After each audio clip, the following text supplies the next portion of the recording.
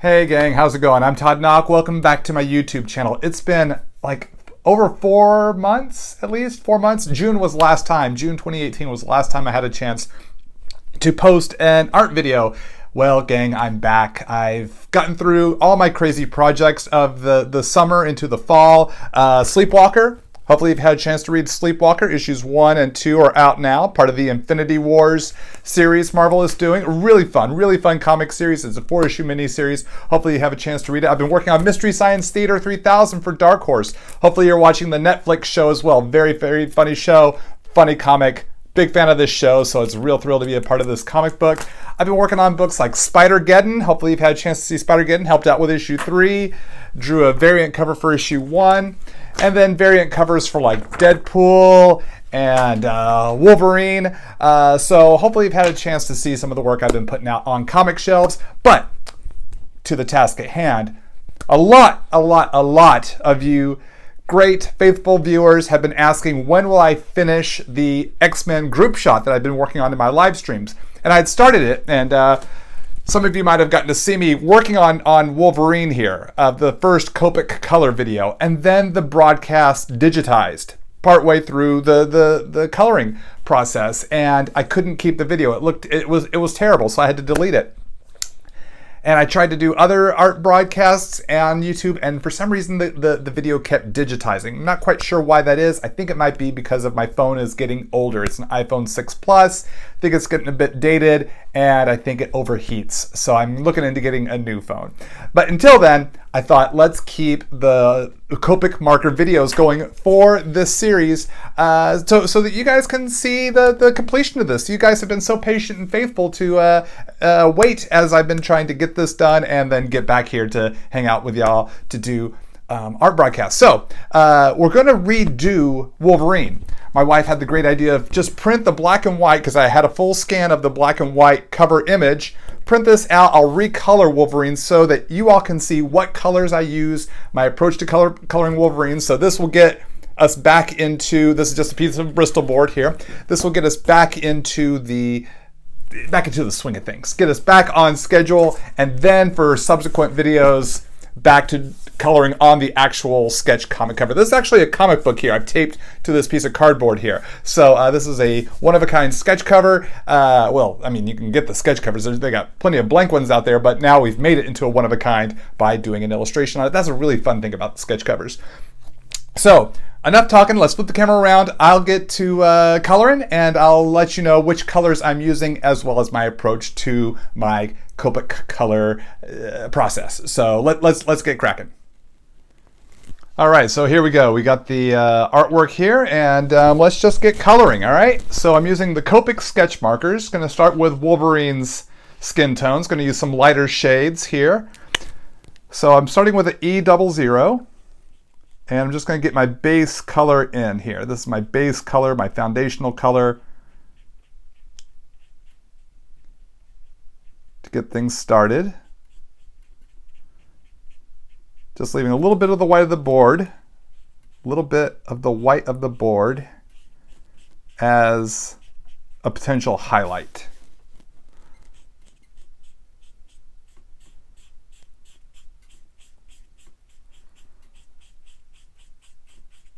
I sculpt each muscle grouping.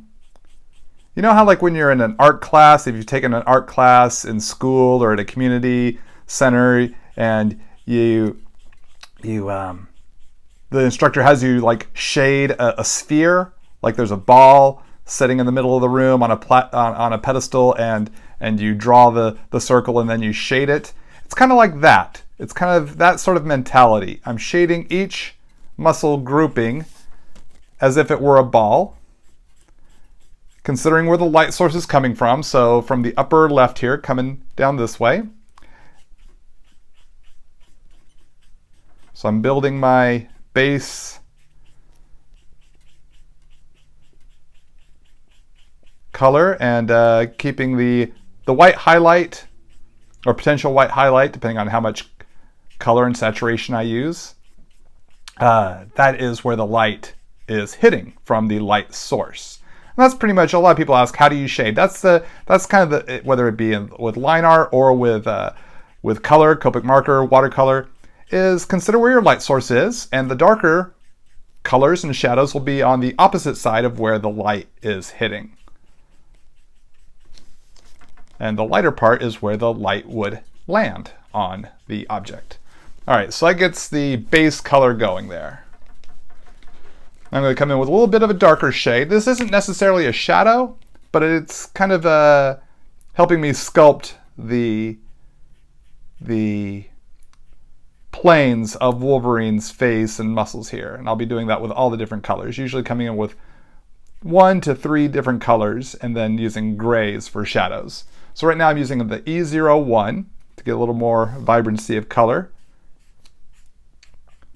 And since it's a little darker, I'm putting it on the opposite sides of where that light would be hitting, as I had mentioned just a moment ago. And a lot of this comes with a lot of practice and study of shapes, muscles, etc.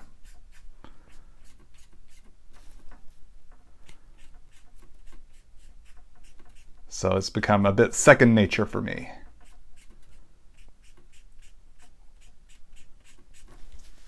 All right, so that's some E01 there.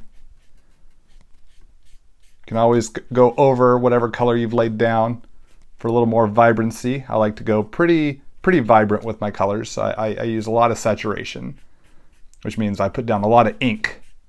It means I have to refill my markers more, but I think the overall end product is worth it. All right. I'm going to come in with some E000. This is a lighter shade in the lower E spectrum. And I'm just going to kind of use this to blend the two shades that I've already used together, really smooth things out. And it eats into that white a little bit more that I had left on the board.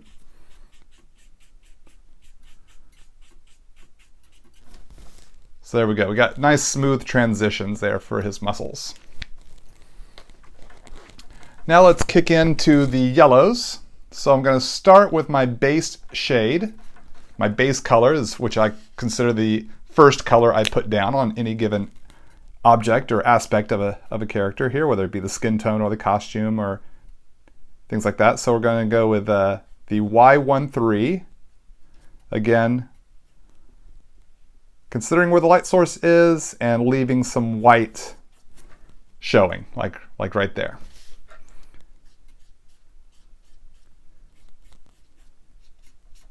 How much white really showing depends on how much light might be hitting that part of the character and how much white I want to have to work with as I go.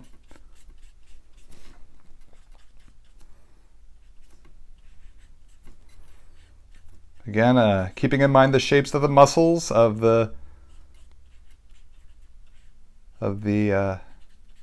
body structure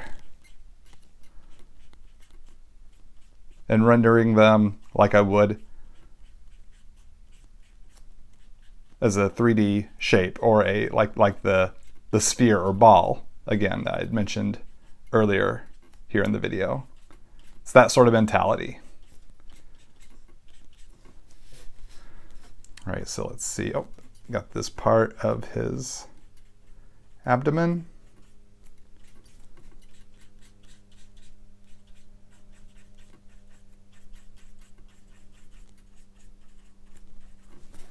And then we have his thighs.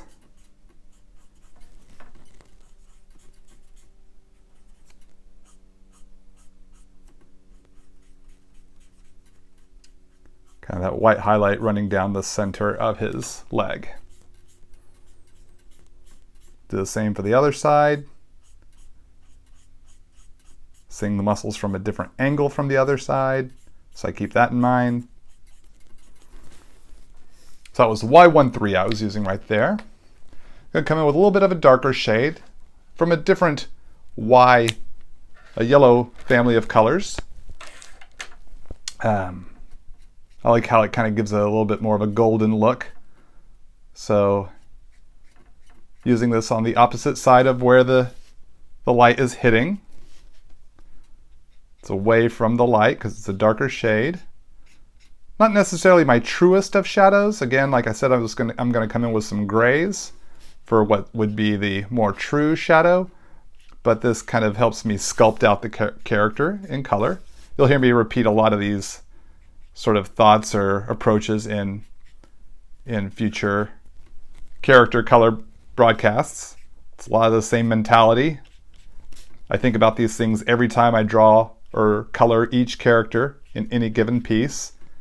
So it's that repetition of thought, but it's that process that we practice again and again and again, so it becomes second nature. So this is the Y21. I believe I'd mentioned that before, but I'll repeat it for those of you taking notes at home for your Copic illustrations, or whichever brand marker you use. Don't know if they have the same codes for other brands of markers, but you can look up what the Copic color is and see if you can find a comparable one to match.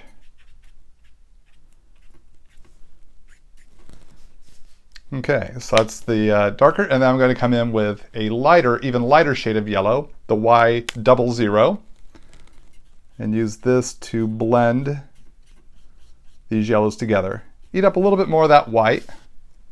As you've seen here, I made that white spot a little smaller, still a little tiny bit of white just for a little tiny highlight.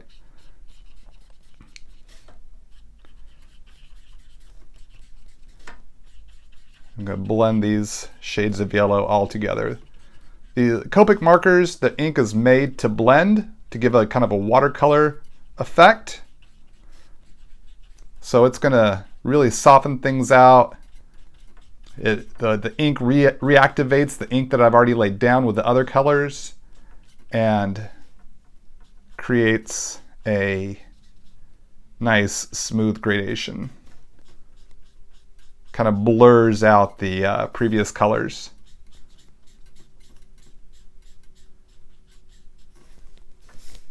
To make a nice smooth transition, which can be very appealing. All right, let's hit the blues. Going to start with a base of B04. B04. Going to start with the shoulder pads first.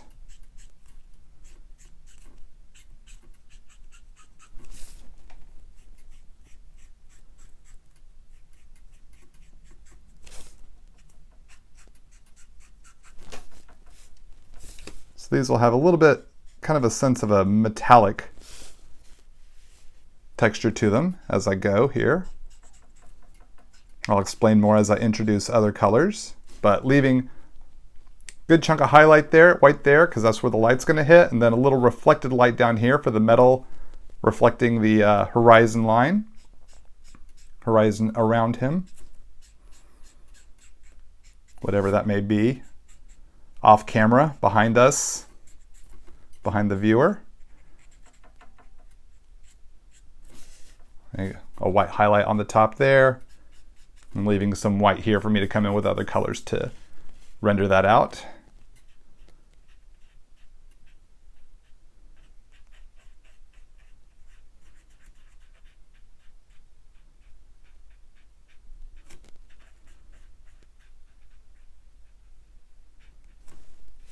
Getting the tiger stripes here on the sides. Leaving white here on the outer sides for reflected light.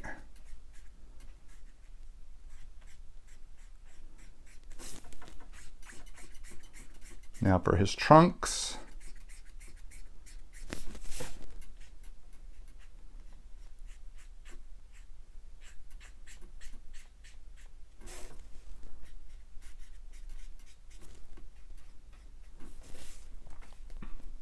So I've left more white on this side because the light's coming from this side, less white on this side because less light is hitting over on this side. Less directly, I should say, not as directly. Now for the forearms here.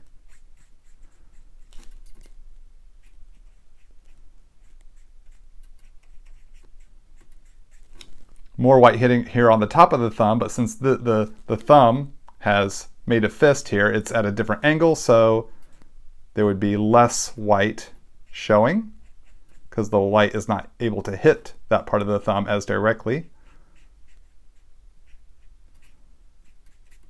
Same here for the fingers.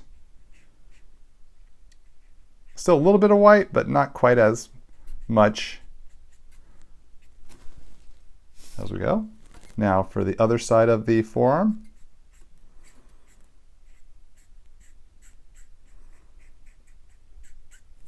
More white is hitting over here, less white is hitting over here, leaving that part open for a lighter shade of blue for a reflected light. Gives a little more 3D volume.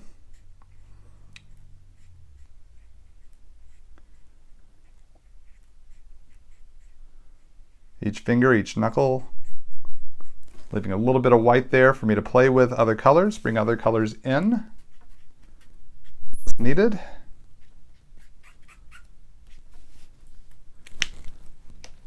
Let's come in with a slightly darker shade, some B05. A little here on the side of the shoulder pad, a little here on the horizon reflection.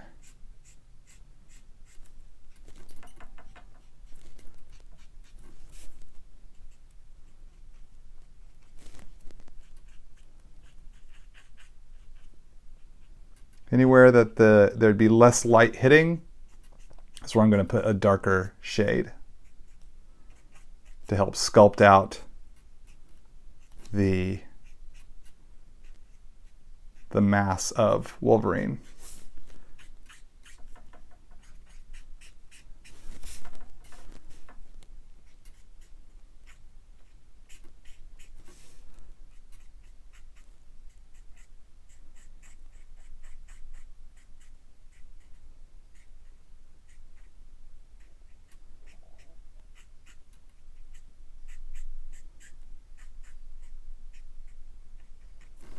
Okay, that takes care of those two shades of blue. Now I'm going to come in with a lighter shade. Let's see. I want to add a slightly different shade of blue here. The B12.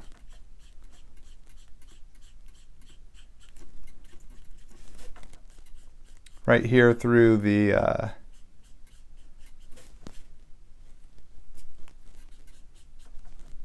bottom portion of his metallic shoulder pads. I just think it gives kind of a cool look to the reflection. Now I'm going to come in with some B01 to blend through where the highlight, the white is hitting.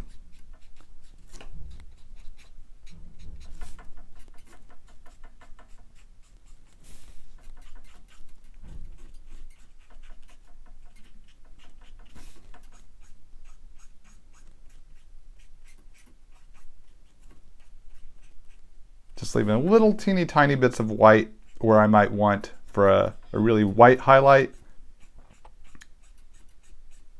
if I feel it looks cool. Like maybe right through here, just a little bit of white left there,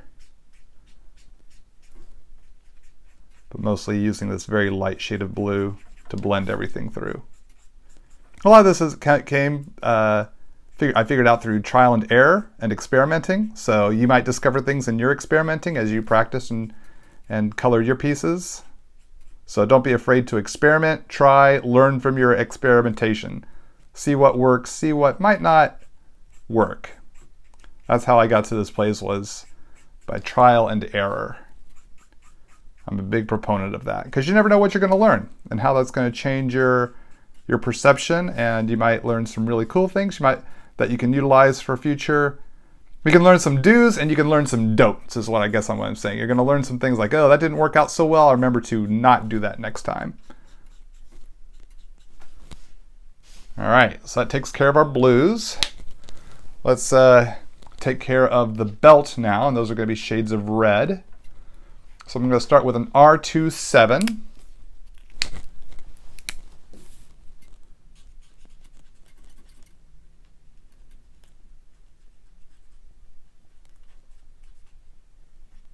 Keeping in mind how the when you buckle a belt, that center part here kind of bows a little bit from going over the center bar of the belt. So I keep that in mind for the shape. Because really this is all about shapes and curves and straight lines, and how do you render those, whether it be with the line art or with the color. And that's something I keep in mind with every aspect of every illustration, is shapes. And the more, because if I drew that just flat, it could work, but it's not as believable. You add a curve to it, you add some shape to it, and then it's that extra bit of detail that makes it a little more believable in this fantasy image. So now some R56, bringing in some darker shade of red.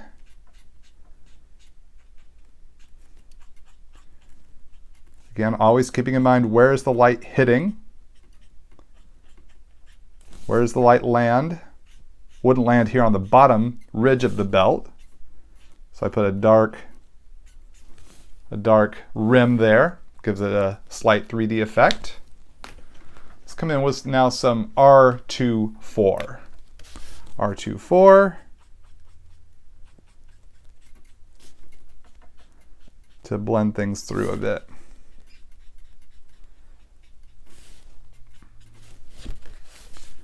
There we go. Now let's see. I'm going to use a little bit of B000. Very, very light shade of blue. Just to kind of do a teeny tiny detail here on the eyes.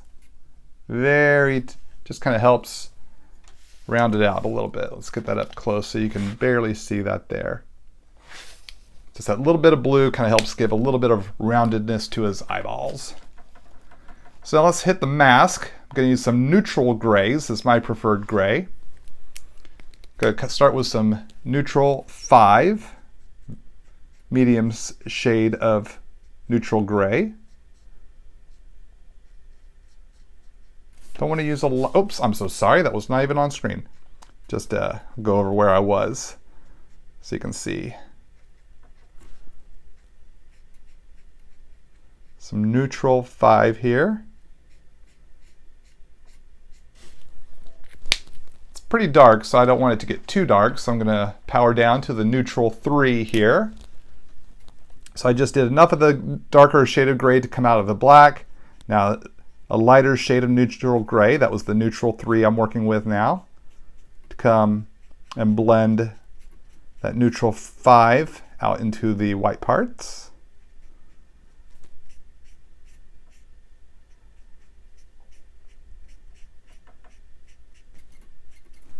Since the light's coming from this direction here, we're going to have more white hitting over here, less white hitting over here.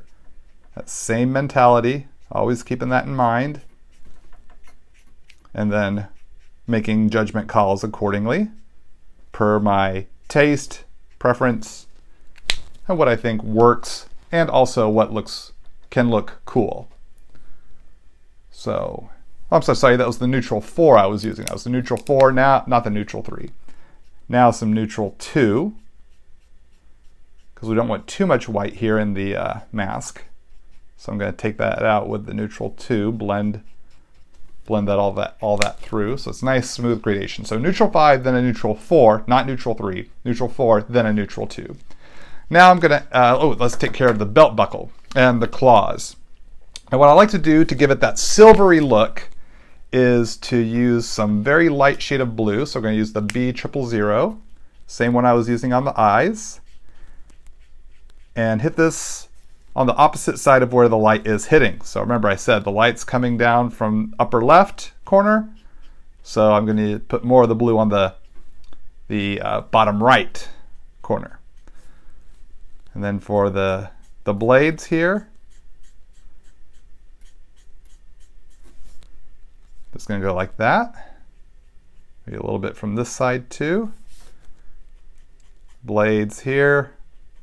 The fist is kind of casting a shadow over where the blades are exiting from the housing. Now let's come in with some very light shades of neutral gray. We'll start with a neutral 2.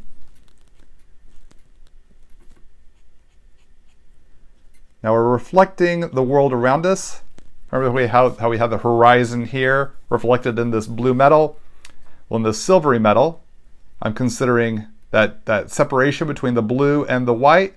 That's my horizon, and that's where I put the gray. So it creates this look of white from where the light is hitting, and then the bluish gray from the world around him, whether it be the danger room or, well, since I drew all this tech here, they're pretty much in a danger room or some sort of control room in the X Mansion. So he's indoors somewhere. So, but depending on the scene, if you're doing a Wolverine and drawing Wolverine in an outdoor scene, you might work in maybe some browns and greens or purples, depending on where he is. Is he in the mountains in Canada? Is he in Madripoor? Is he in the Savage Land? You can reflect with the colors of the environment as you see fit. So that's some neutral 2 there. Let's go for some neutral 4 here. I like to do this here. Put a little bit of a darker line, just a real small one there, just to give a little more pop. A little darker shadow underneath where the blades are leaving the housing. A little darker shadow where they're underneath his fist. Just a little tiny touch, just a little tiny touch. All right, now it's time for the shadows on all of him here, his skin tones, his costume, all of that. So I'm going to start with a cool gray. Going to start with cool gray 2 here for the lighter parts of his costume and skin. So I'm going to use these on his face. Here, starting off. So I'm really keeping in mind here, opposite side of the light source. We know the light's coming here from the upper left. And it will come from the upper left for most all the characters we see on here, because they're all in the same environment. So there might be some slight variations depending on where the character is and where the light source might be, but we'll make those decisions as we go. So I'm putting more of the gray on the opposite side of where the light source is, keeping in mind the roundedness of the chin, the lip, the jawline, this jawline over here. Let's see, his brow, the portions behind the mask, this little part of his nose here, the forehead.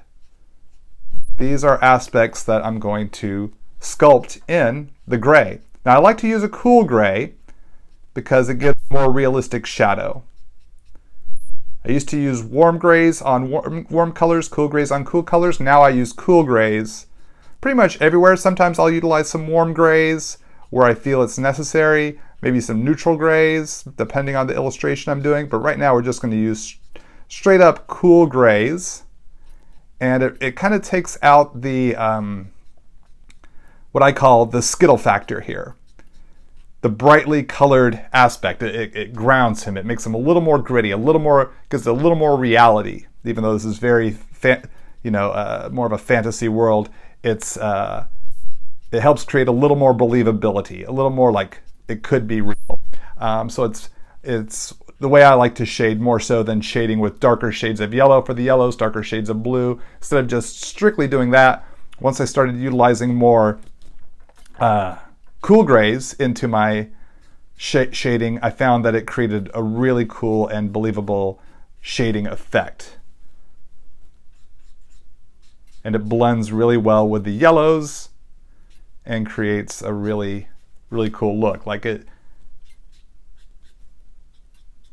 gives it a little more sense of a realism, a fantasy realism, if there is such a thing. And again, keeping in mind the shapes. Each section is a three-dimensional shape to whatever degree it is. And then rendering the gray on the opposite side of wherever the light is coming down and hitting. And this is the Cool Gray 2 that I'm using. Still using the Cool Gray 2. Gonna put some here underneath the So you start to put that cool gray underneath that shoulder pad, and now it's created a real sense of depth there. That shoulder pad is casting a shadow onto his shoulder there. Good work, shoulder pad. You've fulfilled your destiny to protect shoulders. Right now, protecting it from light, but still, it is your destiny. Now, rendering out the muscles here. Not getting into the blues yet. I'm going to use a darker shade of cool gray for the blues, but using the cool gray here for the lighter colors, the lighter skin tones and the yellow. Cool gray 2 is our cool gray of choice, at least for the moment. I might come in with some slightly darker shades as necessary. Oh, so sorry, gang. Again, sometimes I get so focused on the art, I forget where I am in the camera frame. So I was just putting some gray up through here. Just kind of go over that, just so you can see how that was done. And I like to layer in color. Sometimes I go over the color I'd already laid down, add a little bit more, like a second coat of paint. Just for a little more vibrancy, a little more saturation.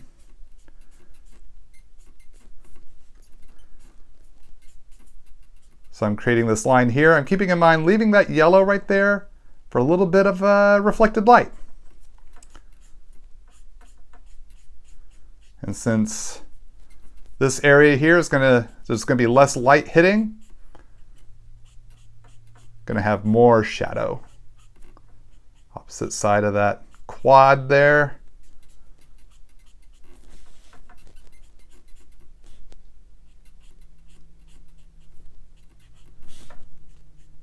Maybe there's a slight shadow cast from the claws.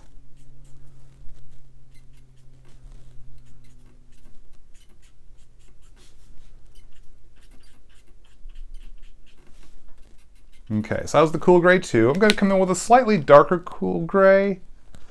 Let's do a little cool gray 4. Because I want to put a little heavier shadow underneath parts that would be casting a heavier shadow, like under the chin. It's going to be a bit darker. Maybe a little darker of a gray here underneath that shoulder pad. Really make that a heavier shadow. Maybe a little bit darker right through these sections here.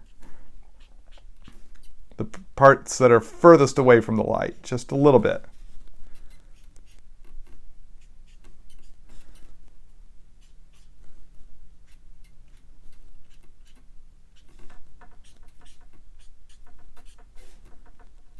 So that was the cool gray 4. Just adding a little bit here through the yellows and lighter skin tones. Okay, now for the blues. I'm going to stick with that cool gray 4 for these blues as my initial gray color.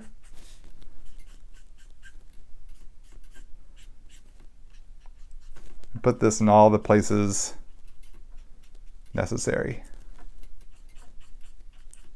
where the light's not hitting so much.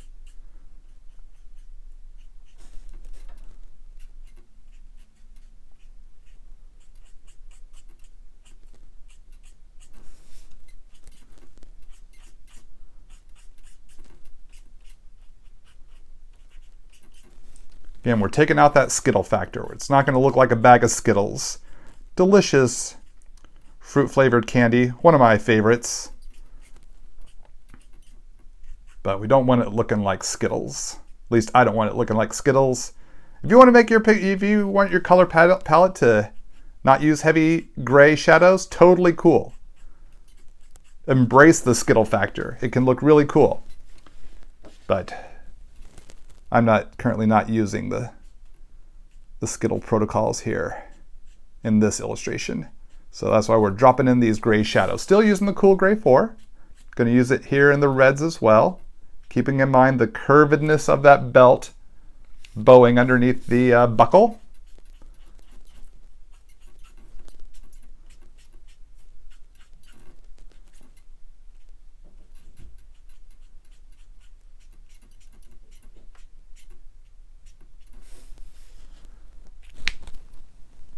we go. Good. Bring in a little bit of that B000 again. Just want to smooth that out a little bit more, maybe use a little more blue, pulling up into there. You can always experiment, like I said before, and make adjustments as you go. So that was the B000 there. And that takes care of Wolverine, gang. That is how we colored Wolverine the first time through. Let's get you a better shot. I'll probably be posting a scan of this or at least a photo of this on my social media. So you can follow me on my social media, all listed below in the video description. And I'll add this to the X-Men Group Shot playlist. So you can look for this, so you can for that playlist, so you can see all the line art. If you hadn't seen it before, you can see all the characters sketched out and then inked, as well as this color video and future color videos. Up next, Nightcrawler. Nightcrawler, my boy Nightcrawler. Hopefully you read my 2014 Nightcrawler series with X-Men legendary writer Chris Claremont. So thanks for tuning in, gang. Let's flip the camera around and I'll sign off. All right, so there we go. There's Wolverine, all colored up. So kind of catches us up from where we were last time. So you can see we have the two different Wolverines there. Slight variation, but a lot of the similar colors and approach. I might have used more gray here on this shot of Wolverine, but at least you got the basics here of how I color, how I colored Wolverine, the colors I use, so you can utilize them for your illustrations of Wolverine, or at least the blue and gold 1990s version of Wolverine you might be drawing. And so yeah, looking forward to the next video coming up real soon, hopefully soon. Hope to have it up here. I'll have these up on a more regular basis now that I have more time to get some videos done. But Nightcrawler, coming soon. So thanks again. Hope you all have a great day. Keep on drawing and keep having fun.